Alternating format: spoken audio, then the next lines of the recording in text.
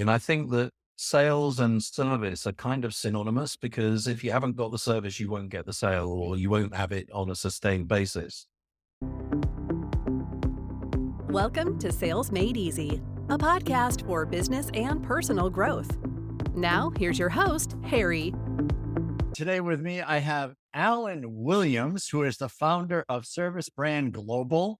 He helps progressive leaders of service sector organizations internationally and in the UK, across the pond, as you might say, to deliver significantly better business performance and a service excellence culture through, get this, values driven organizational alignment.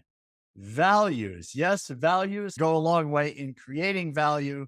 So, Alan Williams, welcome to the Sales Made Easy podcast. What's the good word, sir? Thank you, Harry, for the invitation. I'm really looking forward to this conversation. Excellent. So, Alan, I wanted to touch on that you're an author and you've written a few books. Can you tell me a little bit about what those books are about? Yeah, sure. So, all about values. So the first one is about how do organizations translate their values into the practical daily behavior of employees? Because if your experience is like mine, you can go into a big flash office and they can have the values etched in the wall at reception. But then if you ask people about them, they haven't got a clue. So that's the first one. And the second one is a personal version of the same approach. So this is to help people practically live their values on a day-to-day basis in the face of a world that is very busy and dynamic and can take us off course and off balance unless we're consciously practicing what we believe in. And then the third one is called the values economy. So it's about how things are changing and how we're making choices now much more based on what's important to us rather than on a rational, often financial basis, which is what we used to do. So fair trade is a good example, where people are willing to spend a 30% premium, not because of the quality of the product, but because of the way they believe it's got to the shelf and them thinking that's the right way. And then, funny that we're talking about customer service and customer experience, I'm just waiting for the manuscript edit for our next book, which gets published next April. So that's called Supercharging the Customer Experience. Outstanding. So, is that also tied in with a values thought process as well? Yeah, it is, Harry, because at the end of the day, the customer experience needs to be rooted in the values of the organization that's providing that service, or else it won't feel quite right. So, for instance, if, let me give you a European example. You guys are probably very familiar with a feeling that German people are very organized and efficient, right? So they're famous for their vehicles. And so if you went to a hotel in Germany and it was a little bit cold, not particularly friendly, but it was very efficient, you would think that's fine. That's what they're like. Whereas if they were all a bit warm and fluffy and friendly, but got your room number wrong and didn't have your reservation, you'd be thinking, am I in the right country? So it's this thing about it being rooted in the values of whether it's the organization or the location. Yeah, 100%. Yeah, makes sense. So, one of the things that you and I were chatting about earlier is that, well, values are extremely important, obviously, but they don't always trickle down to throughout the employees. And you mentioned, having the values on a wall somewhere or laminated, I think, as you're stating, better to live them than to have them laminated or something along those lines. Talk to me about that. How do these values get passed down to everybody or as many people in the organization as possible? Yeah. Well, first let me just describe the situation that you allude to, which is all too often. And so, we were talking about the values being on that wall. And so imagine this scenario. Here are our values words. Oh, there are 5 of them. And we want all of you employees to go and live them, please, now. Now, with no guidance, don't be surprised that people's behavior is like this, Right. all over the place. And so there are a number of key steps. The first one is to be very clear about what your values are and to have some form of descriptor so that people have a bit of a clue more than the word excellence, for instance. And then it's a question of everybody knowing what they are. But the work that I do helps all of the employees to be involved in translating those values into more concrete, observable behaviors. So, for instance, if we mentioned the value excellence there, if the organization has a value of excellence through a workshop process, it might be identified that a very practical behavior is that we check things one last time, right? That's a really practical, observable behavior that you and I both know whether we've done it at the end of the day, and we know whether each other's done it at the end of the day as well. And that becomes the way everybody behaves in the organization. And when that's in place, by definition, the value of excellence is being lived. And so the approach I use is called 31 practices because there are no more than 30 days in a month. Everybody consciously practices one small behavior each day. And the neuroscience of it is that that conscious repeated practice embeds the behavior. Nice. So these 31 values and practicing them daily, how how do you know that they're being practiced daily?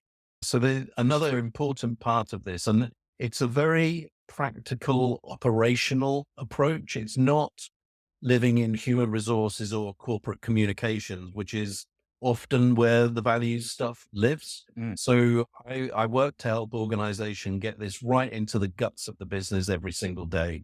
So one of the sessions that we have is with kind of middle management leadership, asking the question, how can we support and reinforce this process of 31 practices? And so the sort of suggestions that come up are, hey, what about if we translate our 31 practices into a question set that we all commit to use when we're hiring people?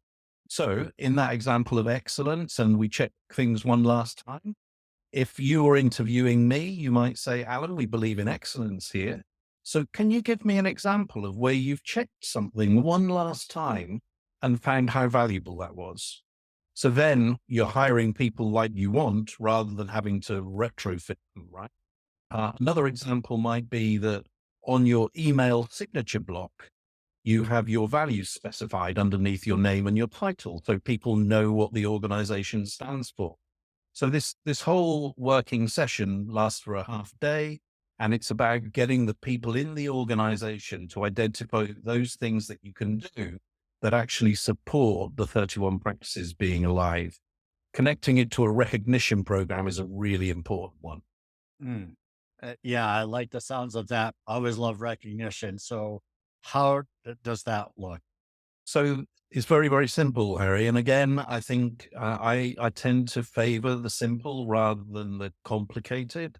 And so for me, this is not about hiring a third party to put in place a complex recognition program.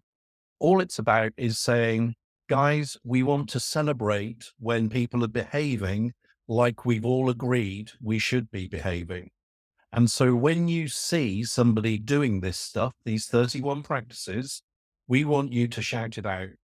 And we want to make everybody aware of that. And even if it's you, please feel free to share what you've done. And then we'll have a committee of people that are not the senior leaders in the organization. And every month they will review all of the nominations and they will choose the very best examples. And those people will be put in the spotlight and we're going to celebrate them. That's it. Recognition for me is the best return on investment you can get in business. Wow. And yeah, that is really so it's not like tons of money being thrown at it, just the simple, maybe a little, there's got, maybe, I'm thinking there might be a little gift, some little financial thing going on. What's your Yeah, thought? so something but small, and Yeah. also you've reminded me of one business that I was in. I think it was about 10 years ago. I think it was £100 a month, but we said you're not going to get £100 or $100. Hmm. What we would like you to do is tell us a gift of that value that you would really like, and we'll buy it for you and present Mm, it to you. And when I presented to this guy, he worked in the post room and he cried. wow. You know, he was like, nobody, no other organization has done something like this for me. And he received that recognition. I think it was because he spotted that somebody's mail was the wrong address and he flagged it up to the right people. So something really very, very simple as well. Yeah, I mean, is so good. I'm just thinking about the common thing I've heard over the years in America. I don't know if it ever happened in the UK, but people say here, that's not my job. I don't get paid to do that. And so they don't frequently don't go the extra kilometer, if you will. Is that similar in the UK? Yeah, it is similar. And I think that happens, Harry, when you focus on the job description too much, which is Mm, the what you want people to do, whereas I tend to focus on the why and the how. Let me share another story with you. So this was in a bank, and we were responsible for the reception services delivery. And we paid a lot of attention to explaining to the ladies and gentlemen on reception that their job was to make our visitors feel good, right? mhm. Yes, they had to produce a name badge and check them in and all that stuff. But that was just the what. The why, making people feel important, and the how, by being really friendly and complimentary, that's really how you got the job done. So this guy was arriving for a very important meeting with the bankers, and he was expected. So his name badge with photograph had been pre-prepared. We always used to encourage the reception team to greet people by name before they introduce themselves to create that good first impression Mm. as well. But what we hadn't forecasted or couldn't have done, he had a little terrier dog with him. And so when he approached reception, the receptionist said, "And now if you could just lift up your dog in front of the camera, please." And his name is, and produced the name badge, printed it out.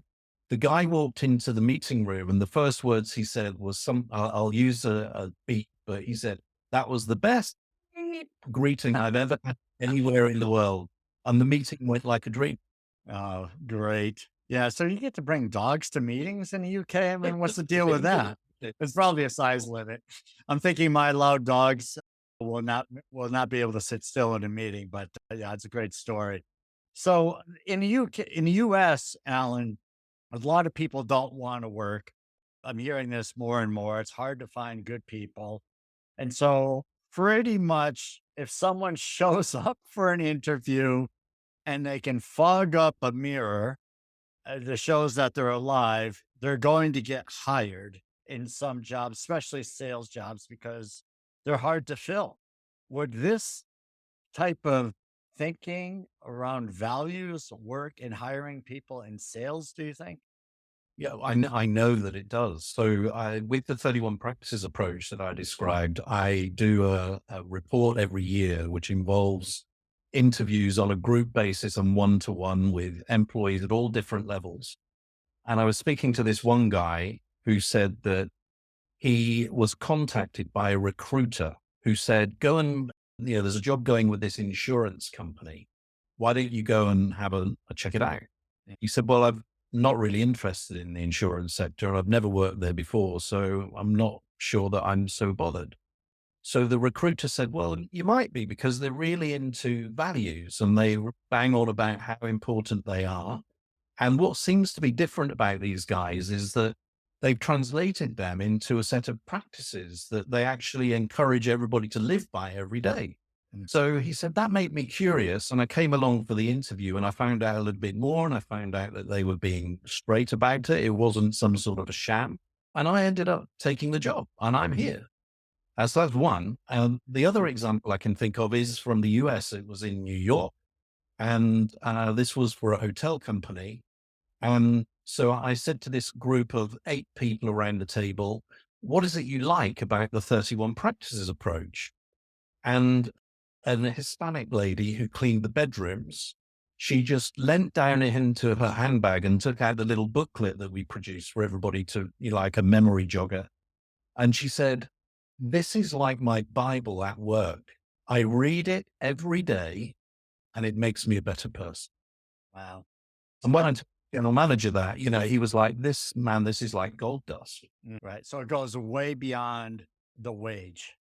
Well, yeah, that's right. Because, yeah, of course, some people work for the wage. This is not to say this is everybody. Hmm. For me, the key thing is that your wage should be something that you take home at the end of the day, but it shouldn't be what gets you out of bed in the morning to go to work. And that doesn't, I really believe that it doesn't matter what level of job it is.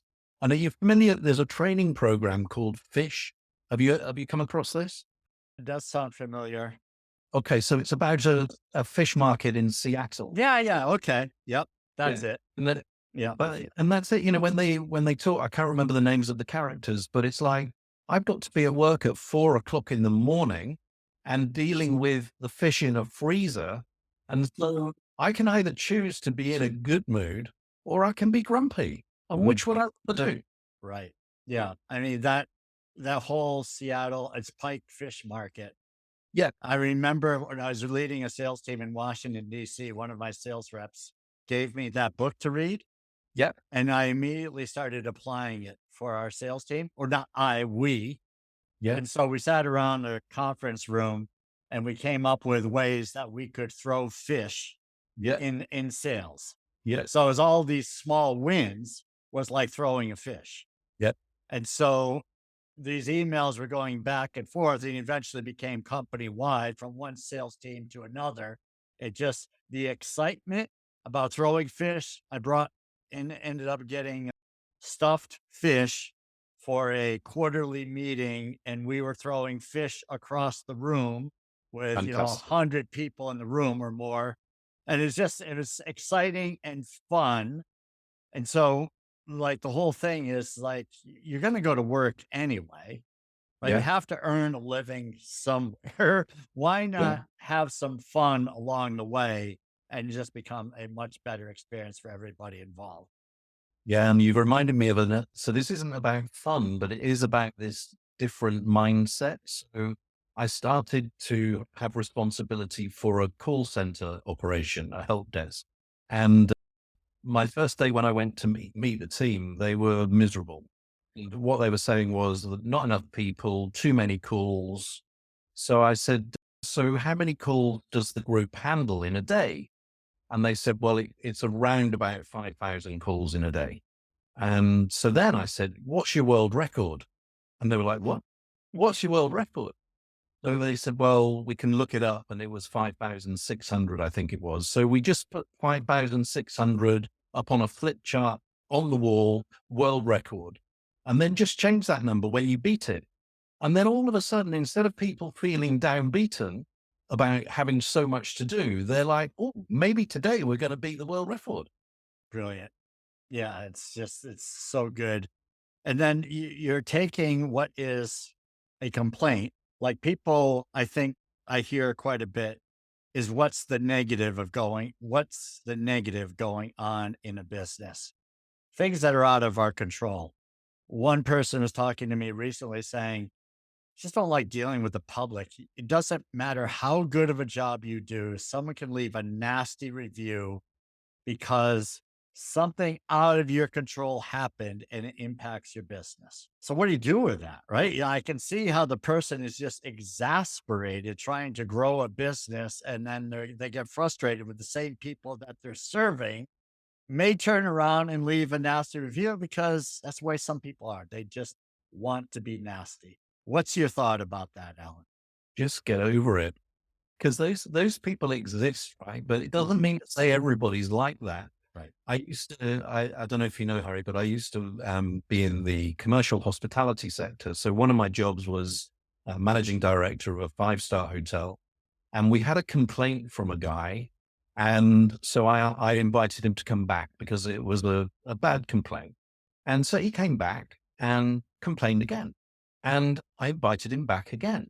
And I was embarrassed because, you want things to be right for this guy. The third time, he reported that he found toenail clippings in his bed. And so now I'm getting frustrated, right? The housekeeper, I discussed this with her. She said, I'm sorry, Alan, but there is no way because I checked that bed personally I took the covers off. And on my child's life, that's not true. So I challenged the guest, and he admitted that he had made it up from the very first complaint to this one in order to get something out of the business. But I chose consciously just to take, to deal with it professionally, deal with it the way that you should, and give him nowhere else to go, basically.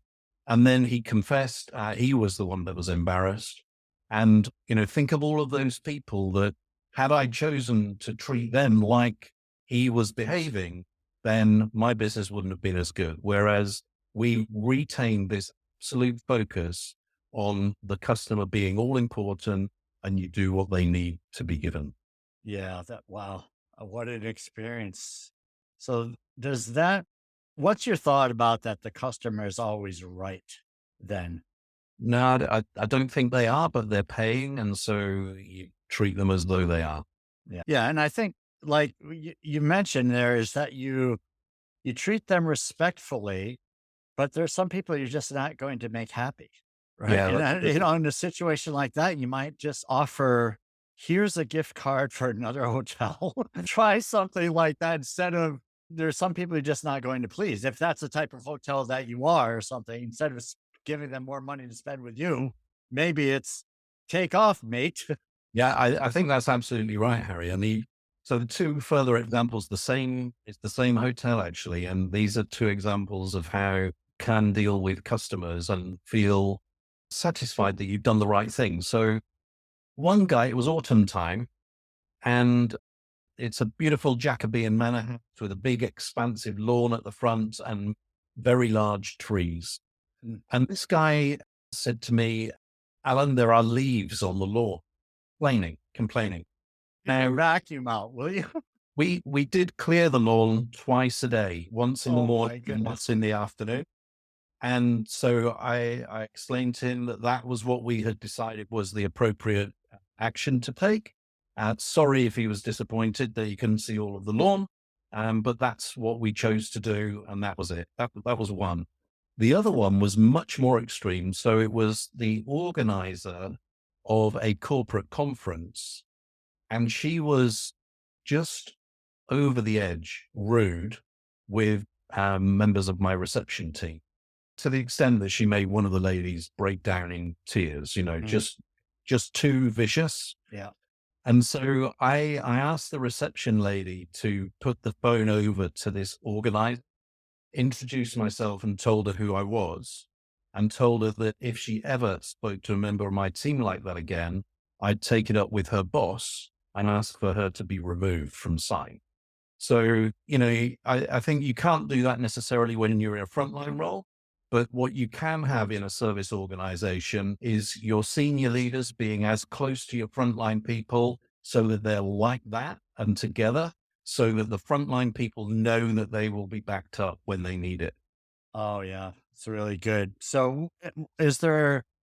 You bring up such a good point about people being around, right? People who can make decisions, being around others who are not, who are given more of a script or told to work within a certain range. So, what's your thought on that? Is to get people their offices close by, or how does that actually look? Yeah, I think in the best service establishments, you do have senior people close to the action where things are happening rather than being too distant. And the other thing is trust in your frontline people. So I remember that again, that hotel, when people joined us, I used to greet people, new employees personally. And I used to tell them just three things, Harry. So the first one is give yourself a pat on the back because you are the very best person we saw. And that's why you've got this job. So you beat lots of other people. Secondly, if you need to break the rules to make a guest happy, do it, but then tell your boss very quickly so that we can deal with it. And then thirdly, bear in mind this was a 200-acre estate with beautiful gardens and a championship golf course. I said to them, enjoy yourself while you're working here, because if you can't enjoy yourself in an environment like this, there might be something wrong with you. Mm, nice. I want to go work there. It sounds beautiful. Yeah, I mean, It sounds a little bit like Nordstrom's. I don't know if Nordstrom's is still like this, but years ago, Nordstrom's had a reputation for going way above what was required. And I think one of the things is that they would take something that people would buy clothes, a year later, 2 years later, whatever, some ridiculous length of time. I'm not saying it needs to be like that. I mean, if you want a reputation of being extreme, that's one thing. I don't think businesses need to be that way generally, right? Just being respectful and balance is the key. What's your thought on that? Am I speaking off the cuff too much here on that?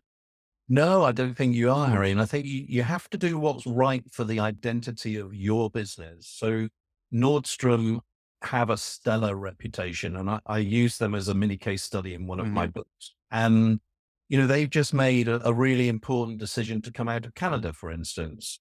And it's all about them being really on top of their game and being sustainable and doing what's right.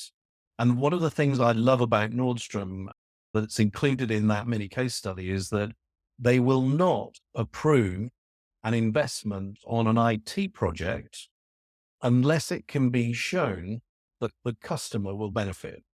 Now, that's really important because how many organizations do we both know where money is spent on IT and then IT gets in the way of people doing their job, but nobody's kind of thought of that? Yeah, it's funny. So I'm coming from the sales side of business. And one of the things I've looked at over the years is that I believe that any business needs to be in, everybody needs to be in sales inside of the business. The business is surviving because of sales. Without sales, there's not a business, right? You need revenue coming in, that comes in through sales. That's the way economics work. And I believe that everybody should be tied into that somehow, some way. Is that, the people who are answering the phone are in sales, the people who are taking care of the service organization, fixing stuff, they're in sales. The administrative people who are dealing with billing, they're also in sales. Sometimes people look at me like I have two or three heads. But what's your thought on this? Am I off base? Talk to me. I'm with you 100%, Harry. And I think that sales and service are kind of synonymous because if you haven't got the service, you won't get the sale or you won't have it on a sustained basis. And whenever I've run businesses, I've always had bonus schemes where everybody benefits from the success of the business. And everybody realizes that if they're not serving a customer, then they are serving somebody who is. This concept of the internal customer is something that I think is really important. So the chef being mindful when they're handing that plate over to the waiter, that the chef needs to be thinking, I would be proud to be standing in front of the customer, putting that plate down. And I want that waiter to be complimented on the quality of the food and the speed of the service and everything else. So I'm with you. Everybody is there to deliver service to customers in order to gain sales. And actually, just one more point on that is the discrepancy between the sense of importance between people in sales operations versus people in head office. And I remember having a conversation with a guy and saying, do you have any, what do you call tills in the US? Where you take the cash. Like a cash drawer or something? Yeah. Or Okay. yeah, yeah. Yeah. So I said to him, do you have any cash drawers at head office?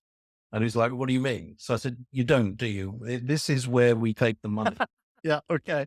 So I think this works both ways.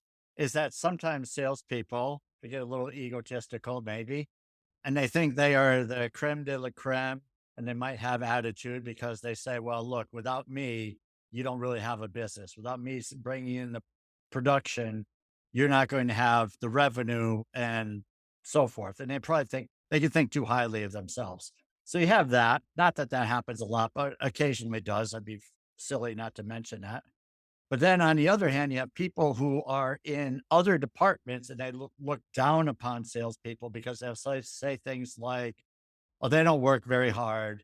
They don't know what it's like. They're terrible with their paperwork. Their follow up isn't any good. They overpromise, they underdeliver, and they have all this negativity going on.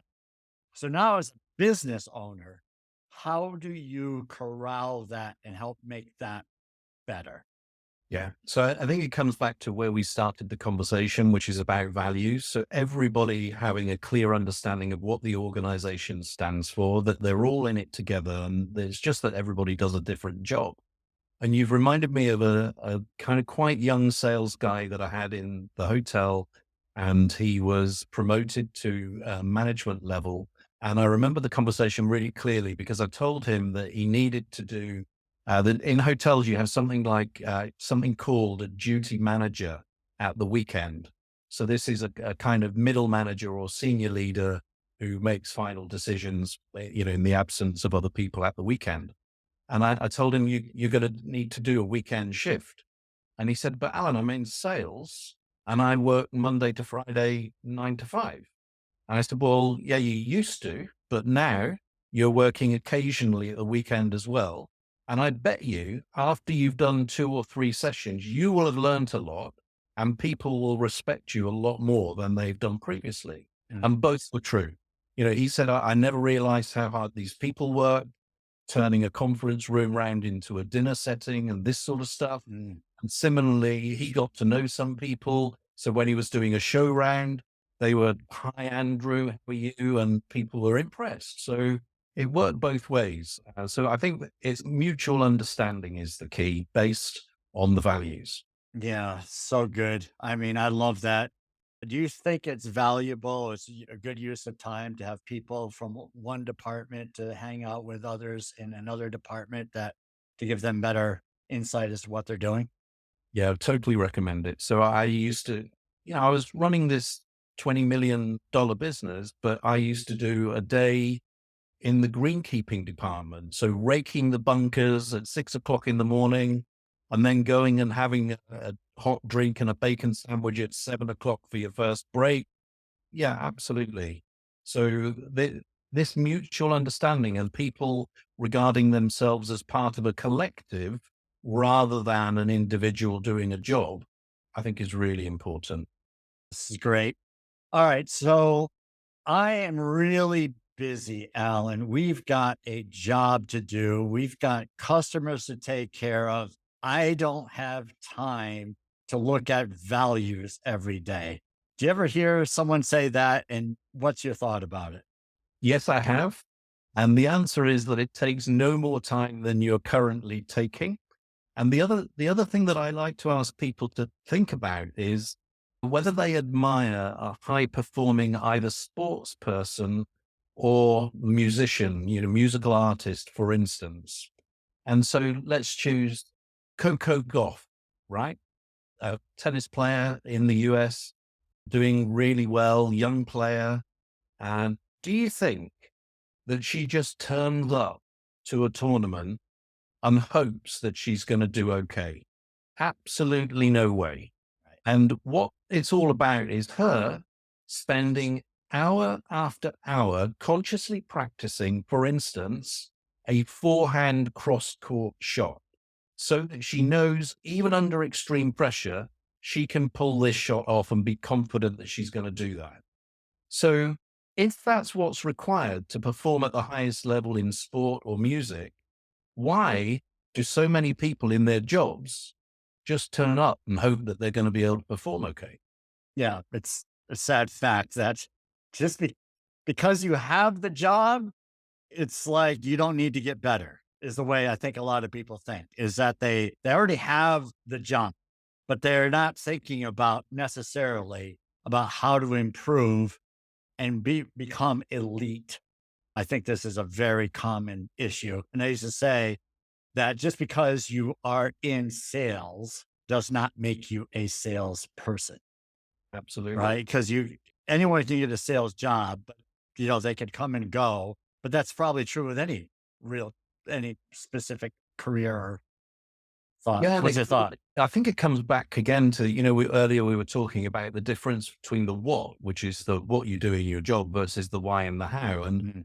a different hotel job. I remember a lady whose job it was to polish the marble in the reception area. And she used to tell people that she wanted that floor to sparkle. because it greeted every single guest that came to the hotel. And that was her job and her responsibility. Now, how cool is that? Rather Right. than thinking I'm just the person that cleans the floor. Right.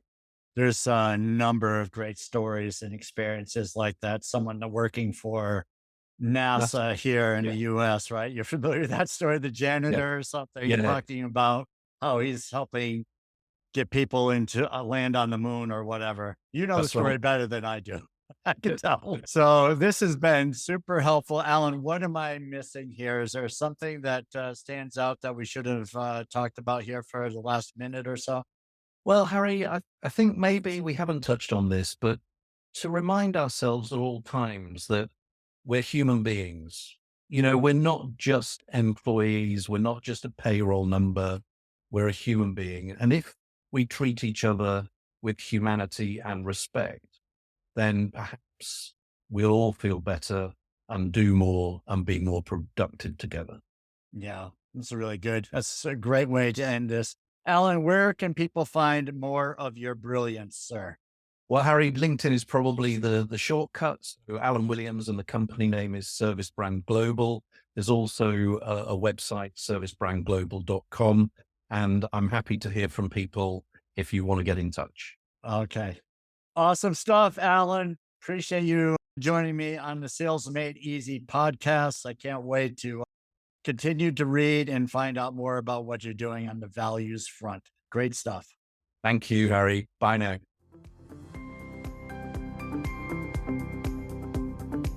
Thank you for listening to Sales Made Easy. If you found value in our conversations, please subscribe and leave a review. Our goal is to provide practical strategies for growing your business while staying true to your values. Remember, success in sales is about serving your clients. Serve first, and the selling will follow.